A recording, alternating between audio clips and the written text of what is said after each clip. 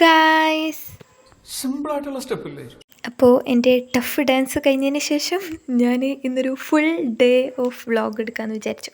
അപ്പം ഒരു കോളേജുള്ള ദിവസത്തെ ഒരു ഫുൾ ഡേൻ്റെ വ്ളോഗാട്ടോ.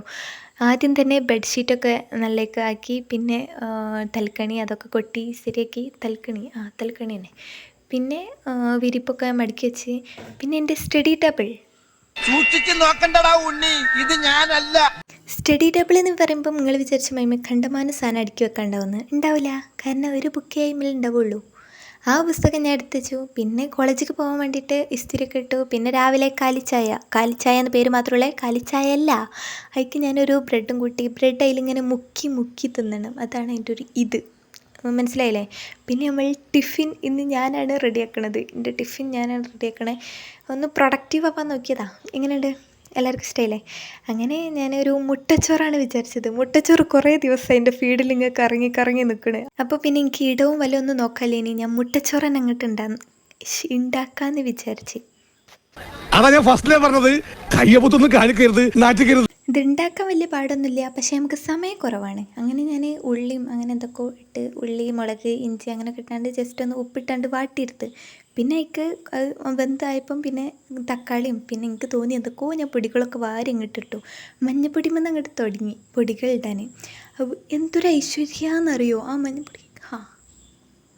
കണ്ടല്ലോ. അപ്പം ഞാനങ്ങട്ടെ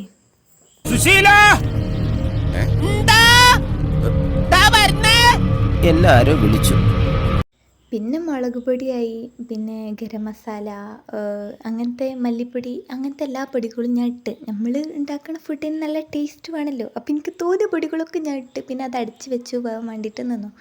പിന്നെ കുരുമുളക് പൊടി ഇട്ടാണ് കേട്ടോ. പിന്നെ കുറച്ച് വെള്ളം പറഞ്ഞു.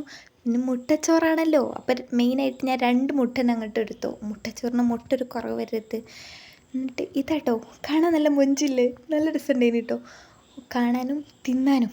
അങ്ങനെ ഒക്കെ ഇളക്കി. മുട്ട കുറച്ചൊരു വേവാകുമ്പോൾ തന്നെ നമ്മൾ ഇളക്കണം. പിന്നെ ഞാൻ ചോറ് സാധാ വെറും ചോറ് ഒരു നെയ്ച്ചോറ് പോലെ ഉണ്ട് ഞാൻ ഉണ്ടാക്കിയത്. അങ്ങനെ അതൊക്കെ ആയിക്കിട്ടു. നന്നായിട്ട് അങ്ങ് കൊയാ അങ്ങോട്ട് ഇളക്കുക. പിന്നെ അതിൻ്റെ മേലെ ഒരു ഗാർണിഷിങ് പോലെ നമ്മൾ മല്ലിച്ചപ്പും പിന്നെ കുറച്ച് കുരുമുളക് പൊടി കണ്ട് ഇട്ടാൽ സെറ്റായി. അപ്പം ഇതാണ് എൻ്റെ മുട്ടച്ചോറ്. എങ്ങനെയുണ്ട്? സൂപ്പറല്ലേ? ഇതൊക്കെ എന്ത്? ഫുഡൊക്കെ റെഡിയായി. ഇനി യൂണിഫോം മാറ്റി. എനിക്ക് തീരെ യൂണിഫോമൊക്കെ മാറ്റി. ഇനി നേരെ പോയിട്ട് ചായ കുടിക്കുക. എനിക്ക് തീരെ തരില്ല, വളരെ കുറച്ച് നേരമേ ഉള്ളൂ. അപ്പോൾ വേഗം ചായ കുടിച്ചിട്ട് വേഗം പോകും.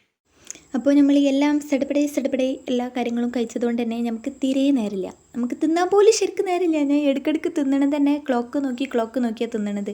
പിന്നെ നമ്മളുടെ മെയിനായിട്ടുള്ള മുട്ടച്ചോറ് നമുക്ക് പാക്ക് ചെയ്യാനുണ്ട്, അത് മറക്കാൻ പാടില്ലല്ലോ. അങ്ങനെ നല്ല ചൂടോടുക്ക് ഞാനതിൻ്റെ ടിഫിനിലേക്ക് അങ്ങോട്ട് നിറച്ചു. സംഭവം നല്ല ടേസ്റ്റ് ഉണ്ടായിനെ. ഞാൻ വെറുതെ പറയല്ല, ഇന്ന് പൊക്കുമല്ല, പക്ഷേ നല്ല രസമുണ്ടായിനി. ഞാൻ ബാഗൊക്കെ ആക്കി പിന്നെ ഞാൻ കോളേജിലേക്ക് പോയി.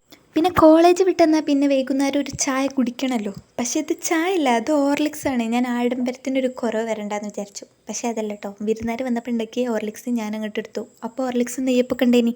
അപ്പോൾ അതൊക്കെ തിന്ന്. പിന്നെ ചക്ക കണ്ടപ്പോൾ ചക്ക വരട്ടി ഉണ്ടാക്കാൻ പുതിയ. അങ്ങനെ ചക്കൊക്കെ അടിച്ച് എന്നിട്ട് അതിക്ക് കുറച്ച് ശർക്കര പാനിയൊക്കെ ഒഴിച്ച് പിന്നെ കുറുക്കി അങ്ങോട്ട് എടുത്തു. അപ്പോൾ നമ്മളുടെ ചക്ക വരട്ടി റെഡിയായി. ഈ ചക്ക വരട്ടി എനിക്ക് തിന്ന് നോക്കിയപ്പം എനിക്ക് പേഴ്സണലി തോന്നിയത് നമുക്ക് പത്തിരിയും ചപ്പാത്തിയിലൊക്കെ നമുക്ക് ജാം പോലെ തേച്ച് തിന്നാനും നല്ല ടേസ്റ്റ് ആയിക്കറട്ടെ. ഇതിങ്ങനെ തിന്നാൻ തന്നെ നല്ല ടേസ്റ്റ് ഉണ്ട്. അയക്കും കൂടിയും ഒരു നല്ല കോംബോ ആവും എന്ന് എനിക്ക് തോന്നുന്നു. അപ്പോൾ 2 റെസിപ്പിയും സക്സസ് ആയതിൻ്റെ സന്തോഷത്തിൽ ഞാൻ അങ്ങോട്ട് ചോറിന്ന് പോയി നല്ല സുഖമായിട്ട് കിടന്ന് അങ്ങോട്ട് ഉറങ്ങി. അപ്പോൾ ഓക്കെ.